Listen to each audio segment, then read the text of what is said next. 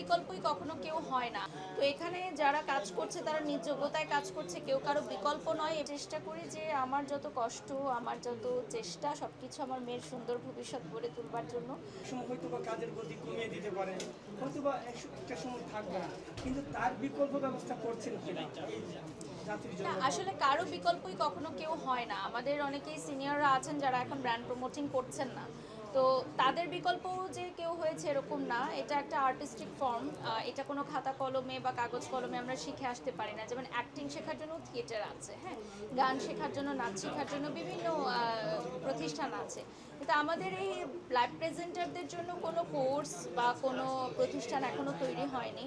তো এখানে যারা কাজ করছে তারা নিজ যোগ্যতায় কাজ করছে, কেউ কারো বিকল্প নয়। এবং আপনি যেটা বললেন যে ব্র্যান্ড প্রমোশনের নেতৃত্ব আমি দিচ্ছি, বিষয়টা আসলে সেরকমও না। আমি খুবই সামান্য একজন মানুষ, যে যার জায়গা থেকে ভালো কাজ করছে। তবে হ্যাঁ, লিডিং ব্র্যান্ড প্রমোটার্স আরও অনেকেই আছে যারা হয়তো ভালো কাজ করছে। আমি যেহেতু দীর্ঘ বছর শোবিজে কাজ করে এসেছি, তো সেটার অভিজ্ঞতাকে কাজে লাগাচ্ছি, সেটা একটু প্লাস মাইনাস হতে পারে। মা হিসেবে আমি কতটা সফল সেটা আমার মেয়ে বলতে পারবে বা আমার হাজব্যান্ড বলতে পারবে। তবে আমি আমার চেষ্টা করি যে আমার যত কষ্ট, আমার যত চেষ্টা সব কিছু আমার মেয়ের সুন্দর ভবিষ্যৎ গড়ে তুলবার জন্য। ও স্কুল গোয়িং হচ্ছে, ও 3 বছরে পা রেখেছে। আপনারা যারা দর্শকরা আছেন আমার মেয়েকে ভালোবাসেন, ওর জন্য দোয়া করবেন, ও যাতে একজন ভালো মানুষ হিসেবে গড়ে উঠতে পারে। বেবিটাকে কিভাবে সময়টা দেওয়া হয় আসলে আমাদের ব্যস্ততায় আমরা তাকে দেখি। বেবিকে তো অলওয়েজই সময় দেওয়া হয়, লাইক 24 আওয়ার্স আমি ওর সাথে কানেক্টেড থাকার চেষ্টা করি, ওভার দি ফোন হোক। এখন তো টেকনিক্যাল যুগ, যে আমরা ভিডিও কল করে দেখতে পারি, আমরা ক্যামেরায় দেখতে পারি।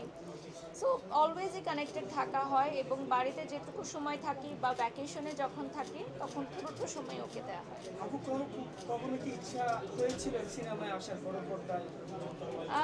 সিনেমায় কাজের অফারও পেয়েছি। আমি সিনেমাতে একটা কাজও করেছি, এটা আমাদের গল্প, যেটা 2 দেশে মানে অন এয়ার হয়েছে। সো সিনেমাতে যদি কাজ করতাম তাহলে হয়তো ওটাই আলটিমেট গোল থাকতো আমার। এখন যেহেতু আমি প্রমোশনাল সেক্টরে চলে এসেছি, সো এখানে আমি কাজ করতে স্বাচ্ছন্দ্য বোধ করি। ধন্যবাদ।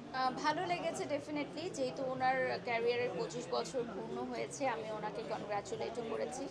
সো ওনাকে দেখে আমাদের অনেক কিছু শেখার আছে, অনেক কিছু জানার আছে।